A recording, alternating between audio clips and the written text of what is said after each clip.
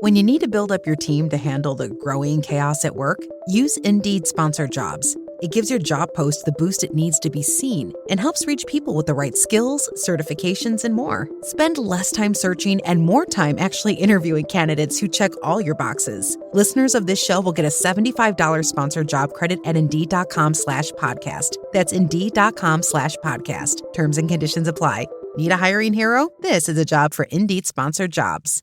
¿Cómo puede Dios ser uno y al mismo tiempo ser tres? ¿Cómo es posible que el Padre sea Dios, que el Hijo sea Dios, que el Espíritu Santo sea Dios, pero que no sean tres dioses, sino uno solo? Si alguna vez te han dicho que la Trinidad es una invención católica del siglo IV, o que la Biblia no la enseña, o que es un concepto pagano importado al cristianismo, quédate. Porque lo que vamos a ver hoy te va a mostrar que esta doctrina está codificada desde la primera línea de la Biblia. Literalmente, desde la primera línea, la primera vez que Dios habla en las Escrituras, ya hay un problema gramatical que nadie ha podido resolver completamente en 3000 años de debate. Génesis 1:1, Bereshit bara Elohim. En el principio creó Dios. Y la palabra que se usa para Dios es Elohim. Elohim es plural. La terminación im en hebreo es la marca del plural masculino, como cuando dices serafim, querubim. El sustantivo dice dioses, pero el verbo que le acompaña, bara, está conjugado en tercera persona del singular.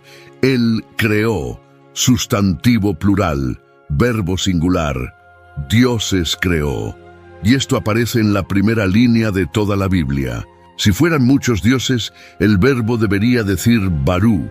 Ellos crearon, pero dice bará, Él creó. Si fuera un solo Dios sin ningún tipo de pluralidad, se habría usado la forma singular, Él o Eloa, que aparece unas 250 veces en el Antiguo Testamento. Pero no, se eligió Elohim, que aparece más de 2500 veces. Plural, con verbo singular, desde la primera línea. Y eso no es un error de traducción, no es una casualidad gramatical, es una anomalía deliberada que los lingüistas hebreos han debatido durante siglos sin llegar a un acuerdo completo. Algunos lo llaman el plural de majestad, como cuando un rey dice, nosotros decretamos. Otros dicen que es un plural intensivo, una forma de magnificar la grandeza de Dios. Pero fíjate en algo que casi nadie menciona. Cuando llegas a Génesis 1:26, Dios deja de hablar en tercera persona y dice algo extraordinario. Naase Adam betzalmenu kidmutenu. Hagamos al hombre a nuestra imagen, conforme a nuestra semejanza. Hagamos nuestra, plural. Dios hablando de sí mismo en plural. ¿Con quién está hablando? La tradición rabínica dice que Dios estaba consultando con los ángeles. El Midrash Rabbah, un comentario judío antiguo, intenta explicar el plural de esta manera. Pero hay un problema enorme con esa explicación, porque el siguiente versículo, Génesis 1:27, dice que Dios creó al hombre a su imagen. No dice a imagen de los ángeles, no dice a imagen de seres celestiales. Dice a imagen de Dios. Si Dios hubiera estado consultando con ángeles para diseñar al hombre, el hombre tendría que llevar también la imagen de los ángeles. Pero no la lleva, solo lleva la imagen de Dios. Los ángeles no participaron en la creación del hombre. Dios habló con alguien que también es Dios. Entonces, ¿con quién hablaba? Esto mismo se repite en Génesis 3:22, cuando Dios dice, el hombre ha venido a ser como uno de nosotros, otra vez plural. Y en Génesis 11:7, en la Torre de Babel, descendamos y confundamos allí su lengua. Plural otra vez. Y en Isaías 6:8, ¿a quién enviaré y quién irá por nosotros? Fíjate, enviaré es singular, nosotros es plural. En la misma oración, el mismo patrón de Génesis 1:1. Un Dios que habla en singular y plural al mismo tiempo. Pero hay algo más en Génesis 1 que casi nadie conecta. Versículo 2. y el Espíritu de Dios se movía sobre la faz de las aguas. La palabra hebrea es Ruach Elohim, el Espíritu de Dios. Ya está ahí, en la creación, activo, presente, moviéndose sobre el caos antes de que Dios hable la primera palabra. Y después, cuando Dios crea, ¿cómo lo hace? Hablando. Y dijo Dios, sea la luz. La palabra de Dios crea, el Espíritu de Dios se mueve y Dios ordena. 3 acciones, 3 presencias, en los primeros 3 versículos de toda la Biblia. El Salmo 33, versículo 6, lo resume de forma casi imposible de ignorar. Por la palabra de Jehová fueron hechos los cielos, y todo el ejército de ellos por el aliento de su boca. La palabra hebrea para aliento aquí es ruach, la misma palabra que se traduce como espíritu en Génesis 1:2. Dios, su palabra y su espíritu, creando juntos, desde el principio. Ahora vamos a algo todavía más profundo. Deuteronomio 6:4 es el versículo más sagrado del judaísmo. Se llama el Shema. Los judíos lo recitan 2 veces al día, por la mañana y por la noche. Es lo primero que un niño judío aprende a decir. Es lo último que muchos judíos pronuncian antes de morir. Dice así: Shema Israel, Adonai Eloheinu, Adonai Echad. Oye Israel, el Señor nuestro Dios, el Señor uno es. Y la palabra para uno que se usa aquí es Echad. Acuérdate de esta palabra porque es la que cambia absolutamente todo el debate. Te voy a explicar por qué. Resulta que en hebreo existen 2 palabras para decir uno, 2, no una, 2, y no significan lo mismo. La primera es Yachid. Yachid significa uno solo, uno solitario, uno que no tiene a nadie más. Cuando Abraham lleva a Isaac al monte Moria para sacrificarlo en Génesis 22, el texto dice tu hijo, tu Yachid, tu único, tu solo. Cuando Jefté pierde a su hija en Jueces 11, dice, ella era mi Yachid, mi única. Yachid es un uno que está completamente solo en el universo. La segunda palabra es Echad, y aquí es donde todo se pone interesante, porque Echad también significa uno, sí, pero fíjate dónde se usa. Génesis 2:24. Los 2 serán una sola carne. ¿Qué palabra usa? Echad. 2 personas, un hombre y una mujer, formando una unidad. En Números 13:23, los espías cortan un racimo de uvas y lo traen de la tierra prometida. Un racimo. ¿Qué palabra? Echad. Un solo racimo compuesto por decenas de uvas individuales. Y ahora viene lo que nadie te cuenta. Moisés tenía las 2 palabras disponibles. Podía haber escrito Adonai Yachid, Dios es uno solitario, uno absoluto, punto final, pero no lo hizo. Eligió Echad, la palabra que permite una unidad compuesta, y eso fue hace más de 3000 años. ¿Y sabes qué pasó después? Maimónides, el rabino más influyente de la Edad Media, escribió sus 13 principios de fe en el siglo XII. 1200 años después de Moisés. Y cuando llegó al principio sobre la unidad de Dios, ¿qué palabra usó? No usó Echad, usó Yachid. Cambió la palabra que Moisés había puesto. ¿Por qué haría eso? Porque para el siglo XII los judíos ya conocían el argumento cristiano sobre Echad y Maimónides deliberadamente eligió una palabra diferente para cerrar la puerta. Pero la puerta que él intentó cerrar no es la que Moisés abrió.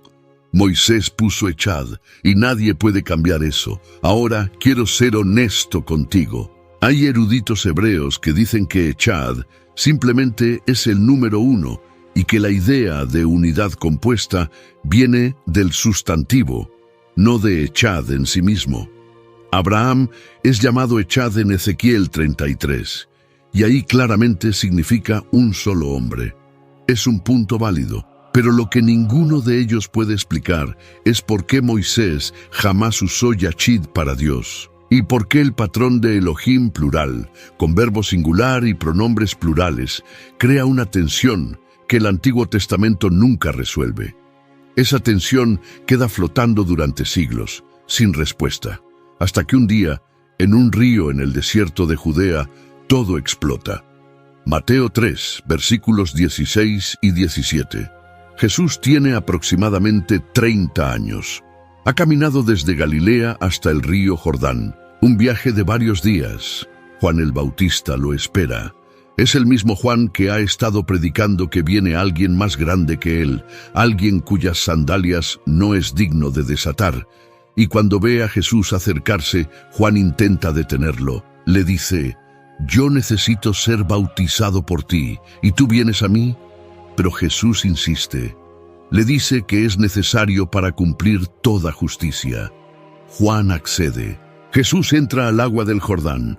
Juan lo sumerge, y cuando Jesús sale del agua pasan tres cosas al mismo tiempo, simultáneamente, sin intervalo. Los cielos se abren. Literalmente, el texto griego usa la palabra skizo, que significa rasgar, desgarrar. Los cielos se rasgan. El Espíritu de Dios desciende en forma visible como paloma y se posa sobre Jesús, y una voz desde el cielo, una voz audible, una voz que los presentes pudieron escuchar, dice: «Este es mi Hijo amado, en quien tengo complacencia». Piensa en lo que acaba de pasar. El Hijo está en el agua, con cuerpo humano, empapado, de pie en el Jordán. El Espíritu desciende desde arriba en forma visible y se posa sobre el Hijo, y el Padre habla desde el cielo. 3. Al mismo tiempo, en el mismo lugar, en el mismo momento, el Hijo no es el Padre, porque el Padre le está hablando al Hijo. El Espíritu no es el Padre, porque el Espíritu está descendiendo mientras el Padre está hablando. Y el Hijo no es el Espíritu, porque el Espíritu se posa sobre él como algo distinto. Tres personas, simultáneas, distintas. Y sin embargo, el texto nunca dice que son tres dioses. Porque la Biblia mantiene de principio a fin que Dios es uno. Deuteronomio 6:4 sigue siendo verdad, pero ese uno ahora tiene rostro, tiene forma, tiene expresión visible. Esto es lo que los teólogos llaman la Trinidad, no tres dioses. No un Dios que se disfraza de tres personajes, como un actor que cambia de máscara entre escenas. Eso se llama modalismo. Y es una herejía que la Iglesia rechazó desde el siglo II.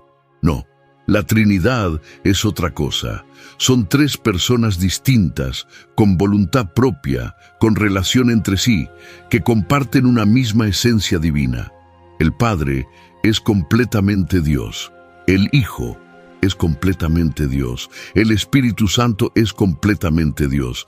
Pero el Padre no es el Hijo.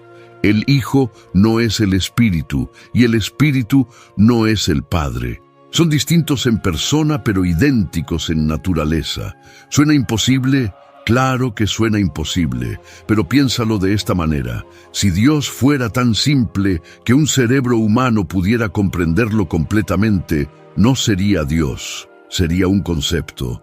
Un Dios que cabe perfectamente en tu mente es un Dios demasiado pequeño. La Trinidad no es una contradicción. Una contradicción sería decir que Dios es tres personas y una persona al mismo tiempo en el mismo sentido. Eso sí sería ilógico. Pero la Trinidad dice que Dios es tres personas y una esencia. Persona y esencia son categorías diferentes. Es misterio, sí, pero misterio no es lo mismo que absurdo. Pero aquí viene lo que muy pocos saben. La Trinidad no se reveló por primera vez en el bautismo de Jesús. Estaba escondida en el Antiguo Testamento de una forma que te va a dejar sin palabras. El Salmo 110, versículo 1, es el versículo del Antiguo Testamento más citado en todo el Nuevo Testamento. David lo escribió y dice así: «Dijo Jehová a mi Señor, siéntate a mi diestra». En hebreo, Neum Adonai la Adoni. Jehová le habla a alguien que David llama mi Señor. Ahora David era el rey de Israel. No había nadie por encima de él en la tierra. El único Señor de David era Dios. Pero aquí David dice que Jehová le está hablando a su Señor, dos personas divinas en conversación. Y Jesús usó exactamente este versículo en Mateo 22:44 para dejar sin respuesta a los fariseos, preguntándoles: si el Mesías es hijo de David, ¿cómo es que David lo llama Señor? Pero hay un pasaje aún más revelador. Isaías 48, versículo 16. El que habla en este pasaje es claramente Dios. Desde el versículo 12 viene diciendo: yo soy el primero y yo soy el postrero. Eso es lenguaje exclusivo de Yahweh.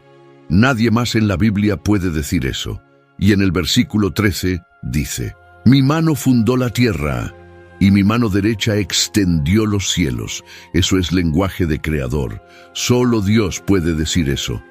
Pero entonces, en el versículo 16, el mismo que acaba de declarar que Él es el primero y el último, el mismo que fundó la tierra, dice algo que no debería tener sentido si Dios fuera una persona sola. Y ahora me envió el Señor Jehová y su Espíritu. ¿Escuchaste eso? El que habla es Dios, pero dice que otro, el Señor Jehová, lo envió a él, y que el Espíritu también participa en ese envío. 3. En un solo versículo del Antiguo Testamento, cientos de años antes de que Jesús naciera, el que es enviado, el Señor que envía y el Espíritu que acompaña, Padre, Hijo, Espíritu, escondidos en Isaías, esperando ser revelados, y no es el único lugar. Isaías 61:1 dice: el Espíritu del Señor Jehová está sobre mí, porque me ha ungido Jehová. Otra vez 3, el Espíritu, Jehová, y el mí, que ha sido ungido. Y este versículo es exactamente el que Jesús leyó en la sinagoga de Nazaret, en Lucas 4:18, cuando abrió el rollo de Isaías y dijo: hoy se ha cumplido esta escritura delante de vosotros. Jesús se identificó como el mí de Isaías 61, el ungido por el Espíritu, enviado por el Padre. Ahora vamos al lugar donde la Trinidad se expresa con mayor claridad fuera de los Evangelios. Juan 1:1. Escucha bien esta oración porque contiene 3 bombas teológicas en una sola línea. En el principio era el Verbo, y el Verbo era con Dios, y el Verbo era Dios. En griego, verbo es logos, y Juan está haciendo algo que la mayoría de lectores no detecta. Mira las 3 partes por separado. Primera bomba. En el principio era el verbo. El verbo griego para era, aquí es en, del verbo eimi, y eso es clave, porque no dice el verbo fue creado. No dice el verbo llegó a existir. Dice que ya estaba ahí cuando todo empezó. Antes del principio, el verbo ya existía. Eso elimina automáticamente la idea de que Jesús es un ser creado. Segunda bomba. El verbo era con Dios. La preposición griega es pros. Y pros no significa simplemente al lado de, como 2 libros en una estantería. Pros significa cara a cara. Implica relación, diálogo, intimidad. No puedes estar con alguien si eres esa misma persona. El verbo es distinto del Padre. Son 2, en relación. Tercera bomba. El verbo era Dios. El griego dice kaiteos en hologos. No dice un Dios. No tiene artículo indefinido. Significa que el logos tiene toda la naturaleza, toda la esencia de lo que es Dios. Es Dios en su totalidad. ¿Te das cuenta de lo que Juan acaba de hacer? En una sola oración, dijo 3 cosas que parecen imposibles de combinar. El verbo ya existía antes de todo. El verbo es distinto de Dios Padre y el verbo es Dios. Distinción de persona, identidad de esencia, el mismo patrón de Génesis 1:1, Elohim plural, Bará singular. Juan lo traduce al griego 2000 años después con exactamente la misma estructura, y en el versículo 14 del mismo capítulo Juan dice que ese logos se hizo carne y habitó entre nosotros. El Dios que estaba con Dios que era Dios, se hizo humano. Caminó por las calles de Nazaret, comió pescado a la orilla del mar de Galilea, lloró frente a la tumba de su amigo Lázaro, y clavado en una cruz romana, entregó su espíritu al Padre. Hay un momento en los evangelios que sella todo esto de forma definitiva. Juan 14:26. Jesús está con sus discípulos la noche antes de morir. Es la última cena. Las calles de Jerusalén están llenas de peregrinos que han venido para la Pascua. Pero en ese aposento alto, en esa intimidad, Jesús sabe que le quedan horas de vida. Y en ese contexto les dice: el Consolador, el Espíritu Santo, a quien el Padre enviará en mi nombre, Él os enseñará todas las cosas y os recordará todo lo que yo os he dicho. Cuenta a las personas. El Padre envía. El Espíritu es enviado y lo hace en el nombre del Hijo, 3 personas actuando en coordinación perfecta con roles diferentes pero un mismo propósito. El Padre no viene Él mismo, el Espíritu no viene por su propia cuenta y el Hijo es la razón por la cual el Espíritu es enviado. 3. Otra vez 3. Distintos pero inseparables. Y Jesús nunca dijo, somos 3 dioses. Lo que dijo fue algo mucho más profundo. En Juan 10:30 declaró, yo y el Padre uno somos. Y cuando dijo esto, los judíos tomaron piedras para apedrearlo. ¿Por qué? Porque entendieron perfectamente lo que estaba diciendo. Versículo 33. Por buena obra no te apedreamos, sino por la blasfemia, porque tú, siendo hombre, te haces Dios. Ellos captaron el mensaje. Jesús estaba reclamando ser uno con el Padre en naturaleza divina. ¿Y qué palabra usa el texto griego para uno en yo y el Padre uno somos? Gen, que es el equivalente griego de echad, no monos, que sería uno solo, solitario, sino gen, unidad. Y cuando Jesús les da a sus discípulos la última instrucción antes de ascender al cielo, en Mateo 28:19, dice, bautizándolos en el nombre del Padre y del Hijo y del Espíritu Santo. Fíjate, no dice en los nombres, como si fueran 3 seres separados con 3 nombres distintos. Dice en el nombre, singular, un nombre, pero 3 personas, Padre, Hijo, Espíritu Santo. Ahora la pregunta que probablemente tienes en la cabeza, si la Trinidad es tan clara, ¿por qué Dios no lo explicó de forma directa desde Génesis? Y la respuesta es extraordinaria, porque Israel estaba rodeado de politeísmo. Los egipcios tenían cientos de dioses, Ra, Osiris, Isis, Horus, Anubis y decenas más. Los babilonios adoraban a Marduk, Ishtar, Enlil. Los cananeos sacrificaban niños a Moloc y se postraban ante Baal y Asera. Los filisteos tenían a Dagón. Cada pueblo, cada nación, cada ciudad tenía su panteón de divinidades compitiendo por adoración humana. En ese contexto, si Dios le hubiera dicho a Moisés en el Sinaí, soy 3 personas en una esencia divina, Israel habría entendido 3 dioses separados. No tenían el marco conceptual para entender una pluralidad dentro de una unidad. El riesgo de confusión era demasiado alto. Ya con la verdad simple de soy el único Dios, les costó mantenerse fieles. Se hicieron un becerro de oro apenas 40 días después de recibir los mandamientos. ¿Te imaginas si les hubiera explicado la Trinidad? Así que Dios hizo algo brillante, pedagógicamente perfecto. Primero estableció de forma inquebrantable que Él es uno, un solo Dios, no hay otro. Punto. Deuteronomio 4:35. No hay otro fuera de Él. Isaías 45:5. Yo soy Jehová, y ninguno más hay. No hay Dios fuera de mí. Una vez que esa verdad quedó grabada a fuego en la identidad de Israel durante siglos, entonces Dios empezó a revelar la complejidad dentro de esa unidad. Primero con pistas, los plurales, el ángel de Jehová que acepta adoración, la sabiduría personificada en Proverbios 8. Después con profecías, Isaías 48:16, Isaías 61:1. Y finalmente, con la revelación completa, un bebé en un pesebre, un hombre en un río, una paloma descendiendo y una voz desde el cielo. La Trinidad no fue inventada en el Concilio de Nicea en el año 325. Eso lo dicen por todo Internet. Lo repiten en documentales. Lo escriben en libros que suenan muy intelectuales, pero es un mito. ¿Qué pasó realmente en Nicea? Un sacerdote llamado Arrio empezó a enseñar que Jesús fue creado por el Padre, que hubo un momento en que el Hijo no existía.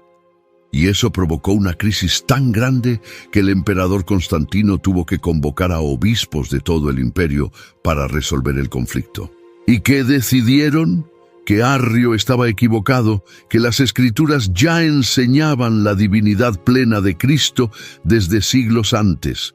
Usaron una palabra griega, homoousios, de la misma sustancia, para dejar absolutamente claro que el Hijo no es una criatura.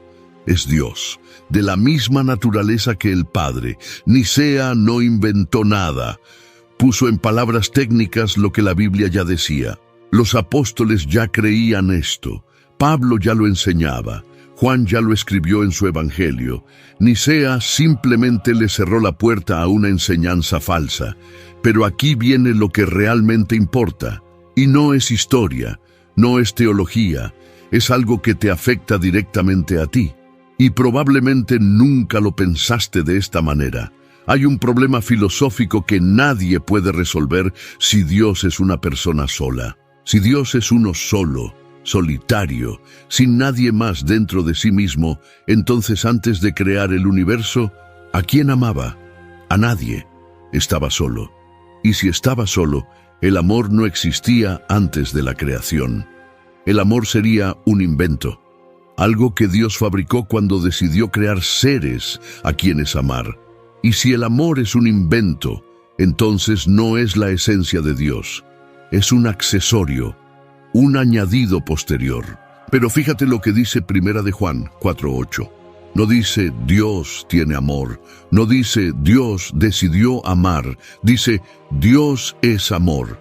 Presente, esencia, identidad. Dios no tiene amor como tú tienes un coche. Dios es amor como el fuego es caliente. No puede dejar de serlo. Es lo que es. Y la única forma de que eso sea verdad, antes de que existiera cualquier cosa, es que dentro de Dios ya hubiera alguien a quien amar. El Padre amando al Hijo, el Hijo amando al Padre, el Espíritu como la expresión viva de ese amor, antes de las estrellas, antes del tiempo, antes de todo. Jesús lo confirmó la noche antes de morir. Juan 17:24. Oró al Padre y le dijo: Tú me has amado desde antes de la fundación del mundo. Detente ahí. Amor antes de la fundación del mundo. Eso significa que cuando no había absolutamente nada, ni galaxias, ni átomos, ni espacio, ni tiempo, ya había amor. Ya había relación. Ya había comunión, Padre, Hijo, Espíritu. Y esto cambia todo, porque significa que tú no fuiste creado porque Dios estaba aburrido. No fuiste creado porque a Dios le faltaba algo. Fuiste creado porque el amor que ya existía dentro de Dios era tan grande, tan intenso, tan desbordante, que se derramó hacia afuera. La creación entera, el universo entero, tú, yo, todo lo que existe, es el desbordamiento de un amor que ya era perfecto antes de que hubiera algo. Y cuando el pecado rompió eso, ¿quién actuó para restaurarlo? Los tres. El Padre envió, el Hijo vino, el Espíritu aplica. Efesios 1 lo desglosa versículo por versículo. El Padre elige, el Hijo redime con su sangre, el Espíritu sella como garantía. Tres personas, un plan, una salvación. Y ahora piensa en esto. Cada vez que oras, estás haciendo algo trinitario sin darte cuenta. Le hablas al Padre, en el nombre del Hijo, con la ayuda del Espíritu que intercede por ti. Tres personas involucradas en cada oración que sale de tu boca. cada una. Eso es lo que Moisés escondió en Génesis 1:1 con un sustantivo plural y un verbo singular. Eso es lo que Isaías vio en el capítulo 48, cuando Dios dijo: «Me envió el Señor Jehová y su Espíritu». Eso es lo que Juan el Bautista presenció con sus propios ojos cuando los cielos se rasgaron sobre el Jordán. Y eso es lo que Echad significa. No un Dios solo, un Dios que es amor desde antes de que existiera el universo. Y si esto te dejó pensando, hay otro misterio escondido en el Antiguo Testamento que nadie te contó. Eso lo explico en este video.